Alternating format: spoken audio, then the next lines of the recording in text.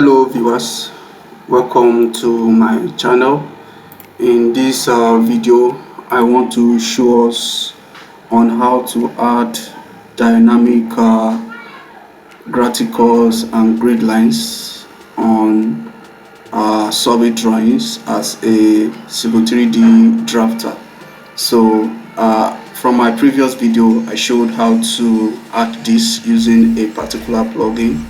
However, in this video I'm going to show you how to use the inbuilt Civil 3D tools to add these dynamic grid lines the way you can see on this topo map. So let's just get started. So I'm just going to delete this, right? And I am previously working under my model space on a topographic drawing, and I want to add and embellish the map to be professionally presentable. So to add your dynamic grids and other templates, you need to activate or come to your layout model space here. When you come here, you click on layout. When you click on layout, you come to new, come to from templates. So if you have customized templates already, you are going to see it's just like one of these I created for myself. But for your own case, if you are a first timer on drafting, you can just come to plan production, then scroll down to Civil 3D metric plan only. There are other ones you can just play around with, but I recommend this for a beginner. Then you click on open. So you see the different paper sizes that is available. So let's just go with 1 to 500 based on what my interest is. If your interest is any other one, you can set it up or modify it to any other paper or scale sizes that is not here. Alright, so I'm going to select this, then you click on OK. So you are going to see it below here, the ISO A1 plan only, you can see. So I'm going to zoom extend. So this is 1 to 500 on a A1 paper size. Alright, so that is what I want to use in the course of this video. So to add my drawing that is on the model space into the layout space, we'll click on this little arrow here, which is the viewport. Click on that. You are going to see different options. So you select the single if you are working on a single drawing. Alright, select the single, then you click on OK.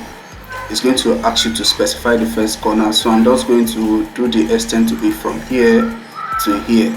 This is how I want it to occupy. Make sure your host tab is activated so that you can pinpoint the edges of the viewport, and you can see my drawing that was on the model space imported into the layout space. So I can zoom extend, and here it is. So this is the topographic survey drawing.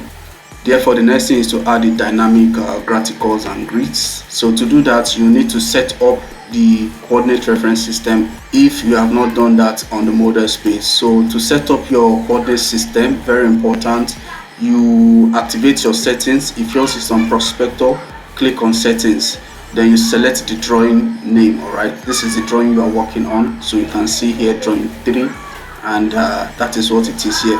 So you right click on that, then you click on edit drawing settings. So this is where you are going to set up the drawing unit is meters. Then here I want it to be set up to Nigeria. So my drawing, the survey drawing, is within Nigeria.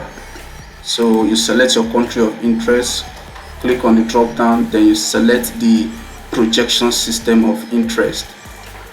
Then it is on Nigerian mid belt in my case. Therefore you click on apply and OK.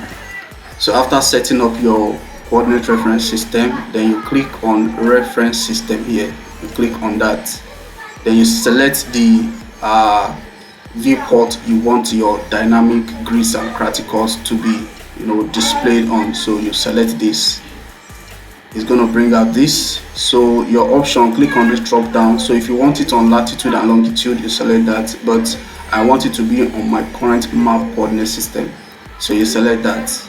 Right, so this is the scale and this is the precision. You can actually edit this to suit your interest, or you can actually leave it on default.